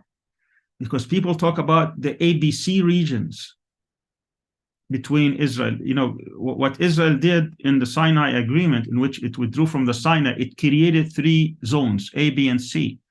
In each zone, there is a number of certain military assets that Egypt could have. Very limited. And in Area C, which is almost half of the Sinai, Egypt cannot have any tanks, any planes, any military assets. It could have police officers. Then there is another region called D that no one talks about. That D is exclusively Israelis. And in that, there is, you know, then Israel becomes part of Egypt and Palestine. So anybody who's going to Egypt, from Egypt to Palestine or Palestine to Egypt, they have to go through Israel. That's why Gaza is occupied territory. It's the largest concentration camp in the world. So anyway, so Egypt is just right now is not a real country. When by that I mean, as the largest Arab country in the region, it should have much more influence. Egypt is reduced really to a state that really has no function except to be at the behest of Israeli policy. So its importance comes from the fact that it can control the crossing on the other side, because you have total siege on Gaza from the Israeli side. So the only thing that Gaza can do is go in and out of Egypt.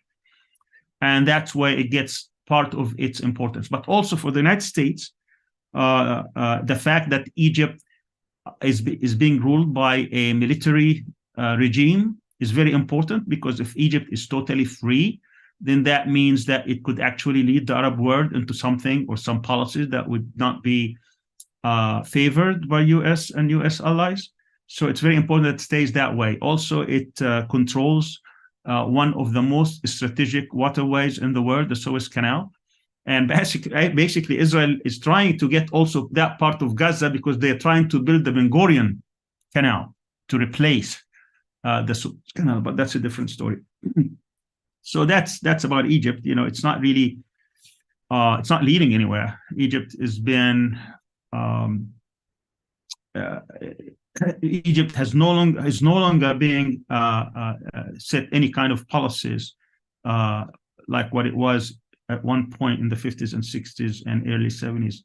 For Jordan, I just want to refer you to the first chapter of the book by Bob Woodward. He wrote a book in 2010 about the first year of Obama, 2009. I forgot the name of the book, but it's very well known. It's like 1 year Obama or something like that, in which he talks about a briefing that the new elected president, Obama, at the time before he was inaugurated, he was taken through a tour of the CIA by the CIA director at the time, General Michael Hayden. And he was explaining him, this is what we have here, there, you know, this and that.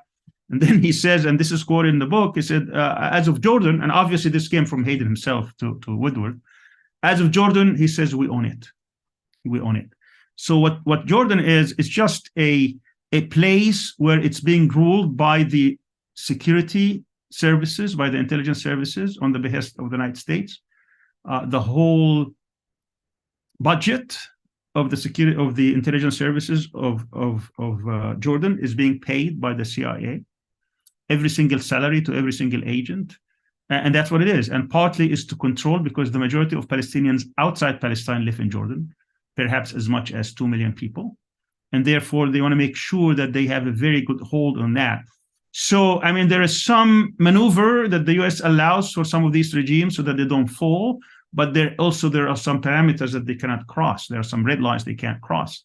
So these are not countries, these are not regimes that are truly independent or actually can go too much beyond. But of course, they are very distressed because they know that there's going to be a blowback and fallback of what's happening in Palestine today, and they don't want to face that, because certainly in Jordan, 2 million Palestinians are totally outraged, extremely angry, and they're afraid that anger could be taken against the regime itself. So the regime is trying to do something about that. You saw the foreign minister speech at the United Nations, the Security Council. It was extremely strong, considering that this is Jordan, but this is part of what this is about, because the regime could actually be in danger. And I don't think the Israelis care much about that. I think the Israelis may even think at one point, not necessarily now, and this would be against U.S. strategic interest, is that we're better off changing this regime and trying to push the West Bankers, the Palestinian, the West Bank into Jordan and say, okay, you want to stay? Here it is. This is your state. Go there. As far as Lebanon and Hezbollah are concerned, obviously Lebanon has no real government. It hasn't been able to find a president or to elect a president now for over 2 years. But Hezbollah is certainly the most important political actor in Lebanon. And I think we need to lump this with Iran and its allies too, because that's part of what the so-called axis or resistance axis, or axis of resistance in the region. Let's stipulate that the only country that the US cannot actually have much leverage with is Iran. And Iran also does have a vision in which it is a strategic threat to Israel. In other words, it's building all these forces in the region in order to confront Israel, and try to become a thorn into the Israeli project to become a hegemon in the region. So it is the principal party that was aiding the resistance in Palestine, as well as the resistance in Lebanon. Lebanon has been there now for 40 years that Iran has been building this. It's becoming a formidable force, particularly after the 2006 war between Hezbollah and Lebanon. So after October 7th, the Secretary General of Hezbollah gave a speech in which he said, it was a long speech, but the main 2 points were that there are 2 goals here that we need to worry about. One, the daily massacres taking place against the Palestinians. And there are a lot of people who want to stop these massacres, not just us. A lot of people, not just in the Arab world, the whole worldwide. So this is not just something that we are interested in stopping, but everybody is. I said it becomes the responsibility of everybody to be part of that. The other objective is we don't want Israel to crush the resistance, Hamas, Jihad, and others. And very few people actually share that objective, but we share that objective. So he said, I'm not going to start a war with Israel, full-fledged war, based on the first objective. And we're not seeing the second objective taking place. That is, they're not about to crush the resistance. That may happen, but so far it hasn't. The resistance has been able to repulse them and repel them and defend themselves. But he said, if we get to that point, we may actually join them, because we're not going to allow Israel to crush the resistance. A lot of people were upset because they missed this nuance. They thought, okay, the Hezbollah should get engaged because the Palestinians are being massacred. And strategically speaking, that could have been also a mistake, because it would have shifted the war from being on Palestine to Lebanon. Now we're not just seeing the destruction of Gaza, we're going to see the destruction of Beirut and Saida and Sur and Trab and Tripoli and everywhere else, in which he says, but the goal, the original goal of stopping these massacres is not just my goal, it's everybody's goal, and everybody should get involved. So that was, and I think it's the same as Iran. Iran doesn't want to see a wide regional war, and it doesn't want to get involved in a war and shooting war with the United States, but it has said it very plainly that they will not allow the resistance to be crushed. Now, the declared objective of Israel is actually to annihilate, to crush Hamas. So we have here 2 goals, which could be basically opposing and come in conflict with each other. So if Israel ever comes close to crushing the resistance, it would be interesting to see what would be the response of Hezbollah and Iran? Would they get involved or would they shy away? If they don't get involved, then they would totally lose their credibility in this region. And if they do get involved, then certainly the US would have to get involved, because the US is not going to also stand still seeing that Iran or Hezbollah raining Israeli cities with all these missiles. If they think Hamas had, a little bit of power, Hezbollah has 10 times, 20 times as much. It can, and it will have, immediate impact on cities, on Haifa, on Akka, on Safad, and other places. So this is going to be a real pain in the neck for the Israelis. It's nothing compared to what's going on today. So I think the US was trying to de-escalate this and not try to make it into a regional war. At the same time, now it finds itself that the Israeli government put itself on the tree without a ladder. They don't know how to climb down or come down, and the Americans went with them and they threw the ladder. So it's going to be interesting to see how they're going to come down from this, because I don't think they're going to be able to crush the resistance in the time frame that the US is allowing them. There will be a lot of dead people on the Palestinian side, but that's nothing close to trying to decimate or finish the resistance. Thank you, Professor. We're approaching 2 hours now, so we have lots more questions, but I'm going to limit it to 2 more questions from me, and then I'm going to give you the last words, the closing remarks for today. Myself and a lot of people are very appreciative of your time and your analysis, your geopolitical analysis. So I want to ask you, could you comment on the war in Ukraine from your perspective, and the United States, the United States, as they fund this war in Ukraine against Russia and support Israel in its wars, they're bankrupting us, not just morally, but also financially. So what are your thoughts? I agree totally with McGovern. I think he gave a couple of speeches about this. I think what this is a war that was avoidable. It was the United States who pushed Russians, because they knew as far back as 2008, and then they were reminded again in 2014 that this is a red line, and they didn't care. And I think there are people within the security or military security industrial complex in which they're trying to push for either regime change in Russia or attrition of Russia, even though this is in realpolitik is against the strategic interest of the US, because Russia is much weaker than China. So starting a war with Russia is going to take from the resources against China. So I agree with that point of view. And I think this war was avoidable. There could have been a deal to be had. And the fact that it was the US who actually bombed the Nord Stream 1 and 2, that shows a lot. That part of this was the US didn't want any kind of influence of Russia over Europe, because that will make NATO meaningless. And the US wanted to be relevant in Europe. Otherwise, if Europeans were very cozy with Russia, then the question would come, which at times Trump was asking, what is the relevancy of NATO? See, the US only has leverage over NATO, over Europe, because of NATO. There's no other leverage. But if NATO has no purpose, then what's the leverage? And if NATO has no enemy, what's the leverage? So we have to create an enemy. And that's been the US policy throughout the 20th century. You create enemies so that you would have leverage and you can exercise your power over those who do not have that kind of leverage. So they had to create an enemy so that NATO becomes relevant. And by NATO becoming relevant, then you become the dominant power in that region, and then you can exercise your influence. As far as the other question, trying to remember what it was. Well, just about the United States, supporting Ukraine and Israel. Right. Yeah, there was another point that escaped me now. Okay, about the US-Israel relation. Well, I explained that Israel for the United States is both domestic and foreign policy. The role, it's a functional state. It suits the US. It uses it as its advanced aircraft in the region. it can be used as a threat to any regime in the area to comply with US dictates. It can be used to enforce or to protect US interests.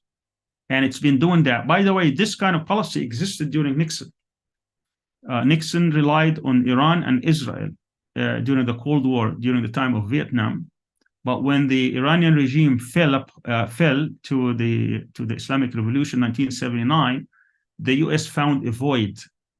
Didn't have much military assets, military bases. So they immediately created what's called Rapid Deployment Force. That was during Carter administration. Then very quickly they came up with the CENTCOM, the Central Command, which is based in Tampa, Florida.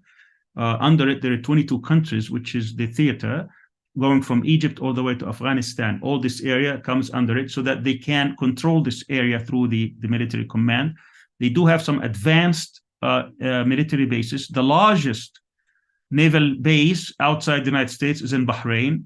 The largest Air Force base outside the United States is in Qatar, Al Udeid. So they do have dozens and dozens of military bases in the region. And that is because Iran became a threat, obviously, in addition to the other great powers who are trying to penetrate this part of the world. So as I said, they were trying to readjust, and they're trying to go and focus on China, and they wanted to cede or at least give some of their proxies the part by which they can preserve America's vital interest, and that would have been Israel and a combination of some Arab countries, the top of which would be Saudi Arabia. So they integrated during Trump Israel for the first time into CENTCOM. Israel used to be part of an observer, a member of NATO. So Israel was always part of that military command. But during Trump, they gave it a seat on the CENTCOM, and it became very cozy with this coalition. And they wanted to create this to confront Iran, but they didn't look at Iran as an existential problem like they do with China. In other words, the power of Iran does not come close to the power of the United States. It's not a nuclear country. Of course, if it becomes, then that's a problem. So that's where Israel was serving. It was serving as a proxy power, as a functional state for the United States. But as I said, also, it's much more than that because of its domestic power over the elites, the ruling elites in America. Okay, and then my last question for now before we close the program is some months ago, I forget the exact date, Professor Al-Arian, you interviewed Imran Khan, who was the Prime Minister of Pakistan, and he says he was removed from office in a US-backed coup, and he's currently in prison right now. I watched the interview with my family. My dad says that Imran Khan, the people who come out to support Imran Khan in Pakistan, these are the largest crowds, rallies in the history of Pakistan. So I'm curious to hear from you after your interview with former Prime Minister Imran Khan. What are your thoughts about that situation in Pakistan? I mean, that's a great example of how US interferes in so-called third world countries or the global South. Whenever you have someone who acts independent or has a mind of their own, or they do not listen to you all the time or most of the time, then your first thing is not whether he is popularly elected or whether you appreciate that these are democratic governments and you are going to respect the will of the people. All that is nonsense. They don't care about that. So what they do, they go and have regime change. That's been the US policy throughout. And they never really care about, any of these norms or any of these slogans, democracy, human rights, rule of law, and so on and so forth. So what they do is they do regime change. And that's exactly what they did. They didn't like his policies. They didn't like the fact that he was representing this huge segment and he was taking stance against US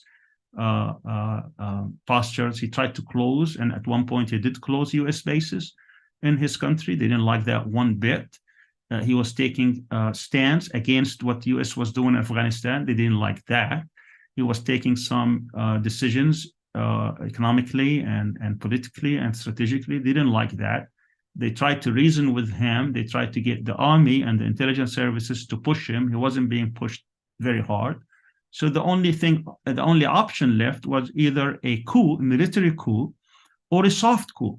So they started the soft coup, and the soft coup was to get the opposition and try to remove him. And it was the U.S. ambassador who was doing this openly. I wasn't even subtle about it. He would be meeting with these opposition leaders, plotting how they're going to remove him. And indeed, that's what they did. And of course, things in Pakistan were not that secret. Everything was done in the open. So, and after he was removed, he organized some of the most popular, size-wise demonstrations in the country, in the history of the country. And he was demanding elections.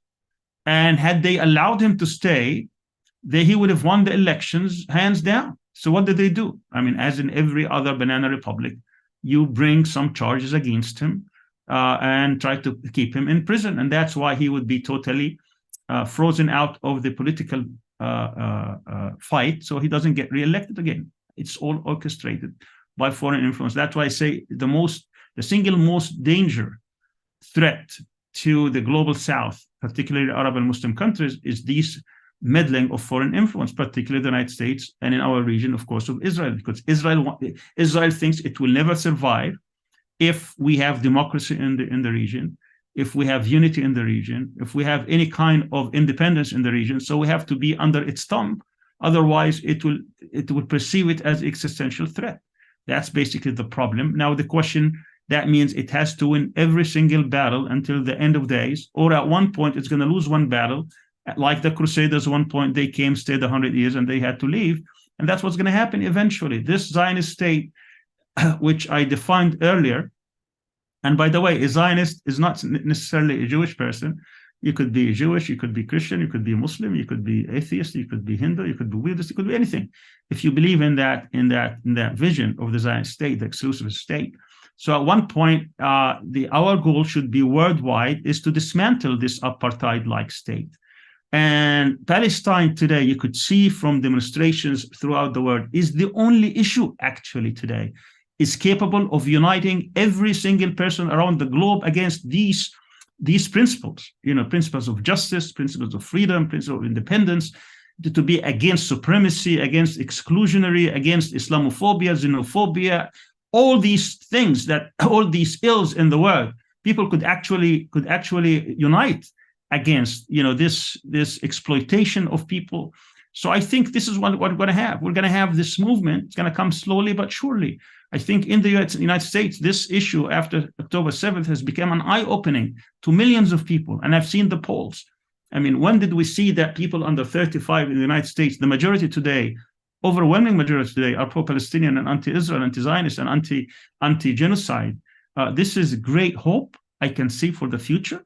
I could still see that we have problems with some pockets, particularly Republican white male over 55. This is a problem, but over time, this is that's not you, Ray, but a lot of people there. So, but over time, this is gonna change, and when this changes, believe me, they're gonna be gulf changes throughout, and I think eventually truth will win and justice will prevail.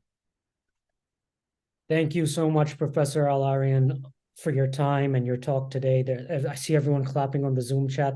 Thank you, everyone, for joining us on Zoom and watching on YouTube. Over almost 1,500 people were watching on YouTube. So thank you to everyone who tuned in. Just a quick announcement, on December 14th, we're hosting Max Blumenthal for a program. So I'm going to share the link for that in the chat right now. So thank you again, everyone, so much. I want to say to everyone here on East Coast US time, have a good rest of your day. I want to, Professor Al-Arian, give you the floor for any closing remarks or last words you want to leave us with for today. I just want to thank you and thank the audience for staying with us almost full 2 hours. Thank you very much for being here, and thank you for your support.